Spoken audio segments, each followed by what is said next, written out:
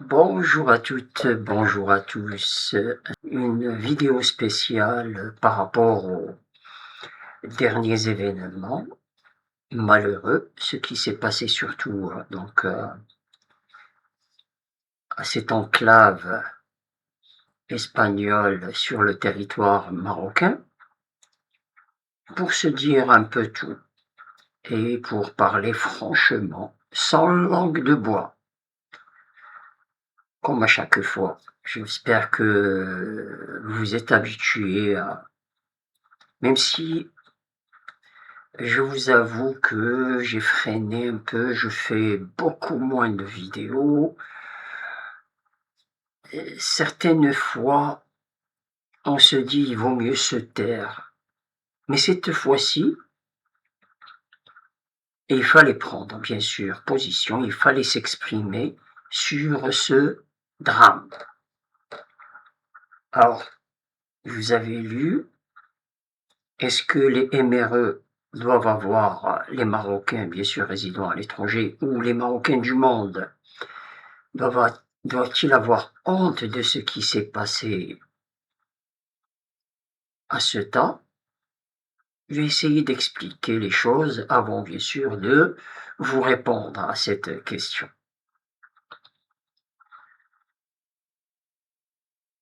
Ceux qui devaient avoir honte par rapport à ce drame sont, je dirais, les médias marocains. Au premier, les médias marocains, les journalistes, honte à eux. Bien sûr, aussi, je dirais honte au gouvernement marocain et ses ministres. Honte à la diplomatie marocaine. Honte aux députés marocains, sachant que le mois prochain, le mois de septembre, il va y avoir les élections législatives, donc ces députés vont être renouvelés et toujours, je dirais, toujours sans représentation pour les Marocains du monde. Honte à cette assemblée.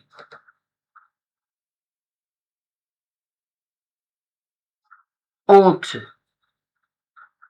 aux insulteurs, c'est-à-dire le voisin haineux qui n'arrête pas d'insulter les Marocains.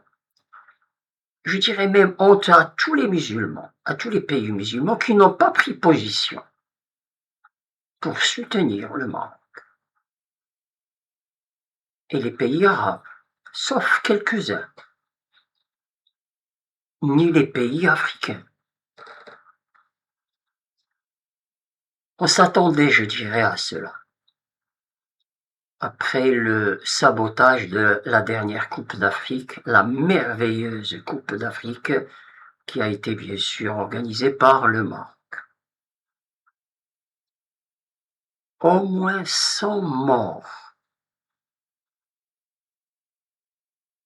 Au moins 100 morts. Et le bilan, bien sûr, il a changé souvent, mais il est sûr que, je dirais même, il est en deçà de ce qui a été raconté. Alors, que s'est-il passé à ce temps? Que s'est-il passé?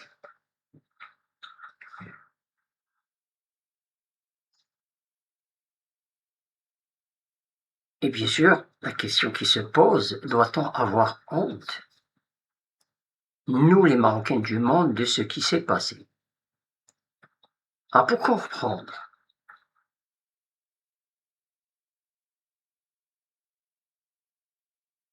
ce qui se passe actuellement en Espagne.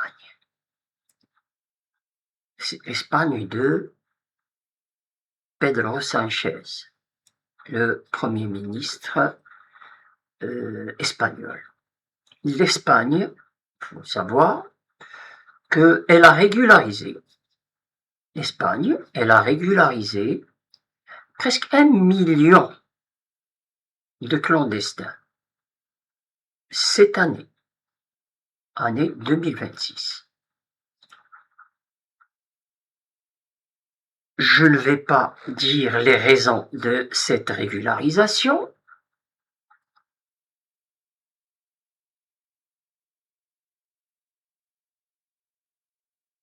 Seulement, aucun pays européen, je dirais, aucun pays européen n'a réagi pour contester ces régularisations. Donc, ça a été consommé par tout le monde. Sachant, ça tout le monde le sait, que ceux qui sont régularisés, il est sûr qu'ils s'évaporent rapidement vers les autres pays européens. Tout le monde le sait. Donc, il y a une complicité de tous les pays européens. D'une certaine manière, je dirais, l'Espagne, elle a régularisé pour l'Europe, puisqu'il n'y a pas eu contestation. Mais ce qui est très important, c'est que cette régularisation, c'est un appel d'air pour d'autres immigrés, surtout, je dirais, surtout ceux du Maghreb, de l'Afrique subsaharienne et de l'Amérique latine aussi, on l'oublie. Et ils étaient même, je dirais, les plus nombreux à régulariser, c'est bien sûr ceux de l'Amérique latine. Autre chose très importante, une loi espagnole a été votée en Espagne qui dit clairement que les autorités espagnoles ne peuvent refouler des personnes qui accèdent au territoire espagnol à la nage.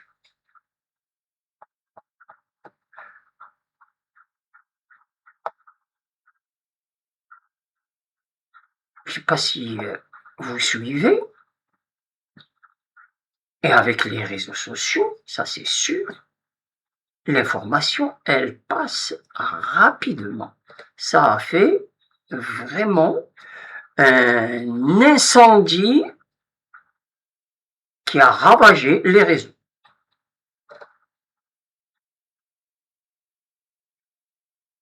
Par contre,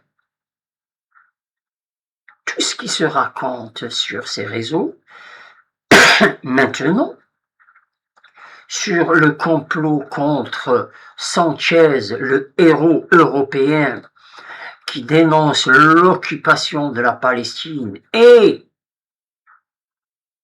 celui qui a résisté face à Trump, je dirais, ça c'est surtout pour amuser les gauchistes. Les gauchistes, les radicalistes surtout, sur les réseaux sociaux. Mais aussi, bien sûr, on ne va pas les oublier, les haineux insulteurs antisémites.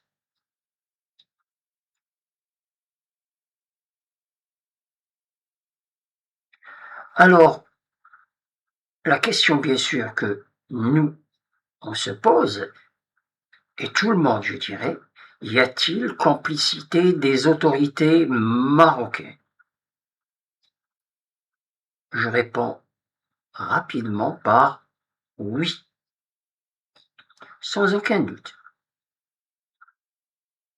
Et j'ajouterais même que c'est très intelligent de leur part. Pourquoi?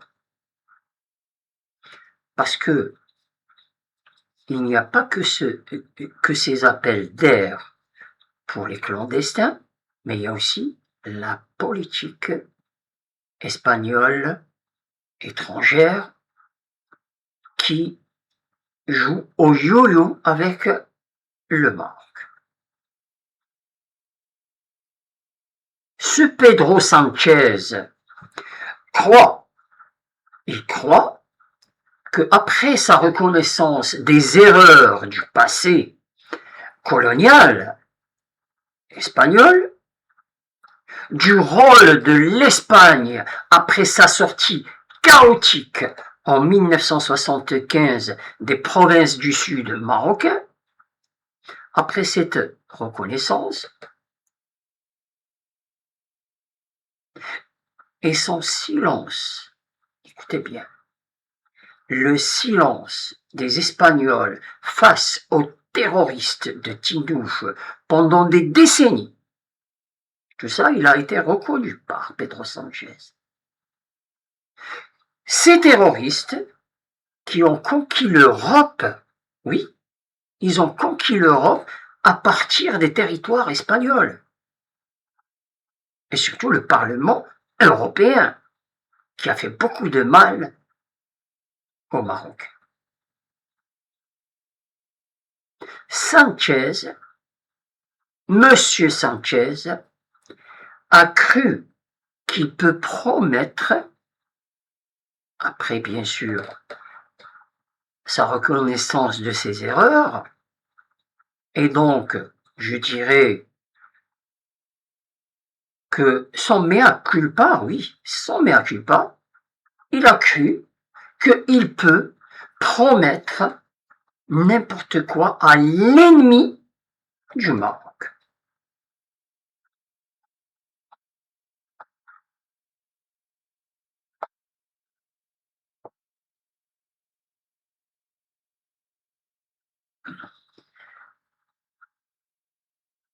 Puisque,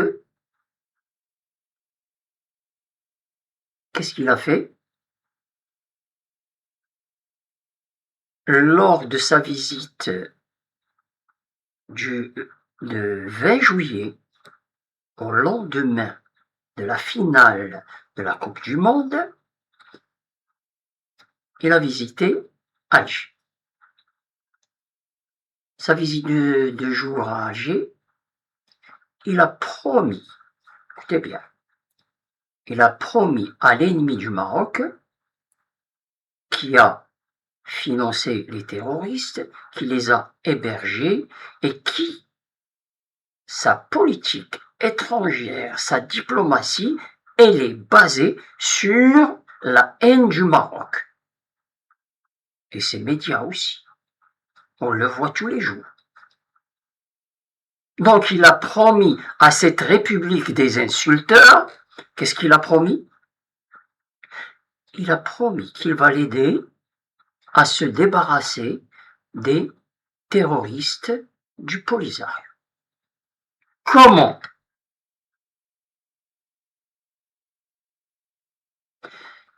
Qu'il allait donner la nationalité espagnole à ces terroristes du Polisario. Il allait leur donner, ainsi que donc à tous ceux qui sont nés donc dans les provinces du sud marocain avant 77 et leurs descendants, leurs enfants.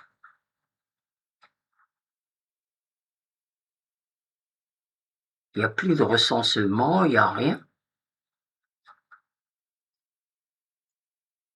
Et, écoutez bien, parce que c'est pas fini, ce qu'il a fait Pedro Sanchez pendant ces 2 jours, c'est chaotique.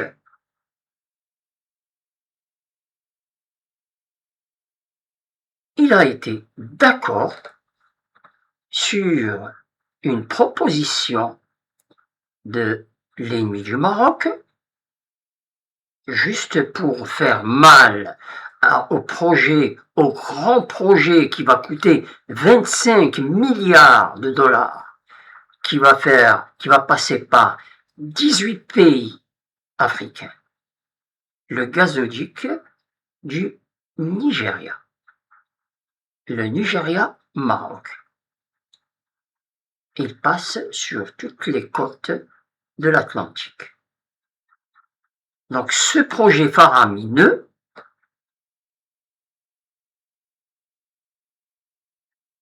il fait maintenant face à ce projet, écoutez bien, le projet d'un nouveau gazoduc algérien qui passe par où? Il passe par les villes de Melilla, Ceuta et toutes les îles marocaines occupées par l'Espagne. Donc il passe par les côtes marocaines en traversant tous les territoires occupés.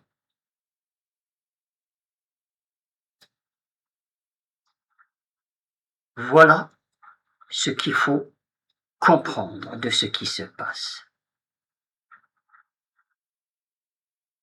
Pourquoi j'ai dit tout à l'heure que les autorités marocaines, elles étaient intelligentes? C'est parce que Pedro Sanchez, après ces 2 jours, il a montré qu'il est complice de l'ennemi du Maroc.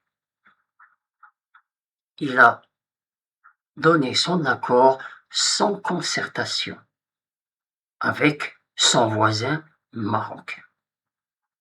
Ça veut dire que il a déclaré le divorce diplomatique avec le Maroc.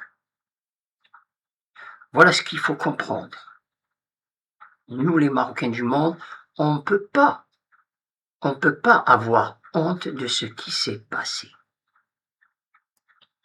Vous avez vu les images des mamans avec des bébés qui traversent, des mariés avec leur robe de mariage. On n'a rien compris. Ce mouvement de foule, mais c'est cet appel d'air.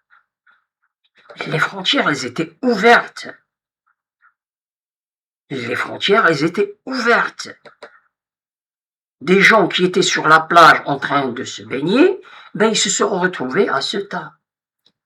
Des jeunes qui se baladaient et ils se sont retrouvés à l'intérieur de la ville de Ceuta. Ce n'est pas une invasion, non. C'est une erreur diplomatique de Pedro Sanchez. Et c'est lui seul qui doit, bien sûr, payer pour cette erreur. Parce que nous, Marocains, on n'a aucun problème avec les Espagnols. Surtout que on traverse chaque année, les Marocains du monde sont des millions qui passent par l'Espagne. On aime l'Espagne. On n'a aucun problème avec les Espagnols. Les racistes espagnols ont un problème avec nous. Comme les racistes français, comme les racistes hollandais, comme les racistes italiens ou autres. Et regardez, je vous montre ce que tous les Marocains ont acheté et ils vont acheter cet été. Le maillot espagnol avec 2 étoiles. Nous étions tous derrière l'équipe espagnole. On était fiers même de ce meilleur joueur du monde qui s'appelle Lamine Yamal, puisque je porte son numéro. Tous les Marocains étaient fiers de cette équipe parce qu'elle méritait cette Coupe du Monde. Nous n'avons aucune animosité contre les Espagnols. Je termine par dire encore une fois honte à ces journalistes marocains qui, au lieu de nous parler de cette jeunesse qui ne pense qu'à une chose, à quitter le Maroc. Oui, ce beau pays qu'on aime, il y a des problèmes et il faut les résoudre intelligemment. Les journalistes, c'est leur rôle, c'est de parler des problèmes de cette jeunesse. Assalamu alaikum wa rahmatullah.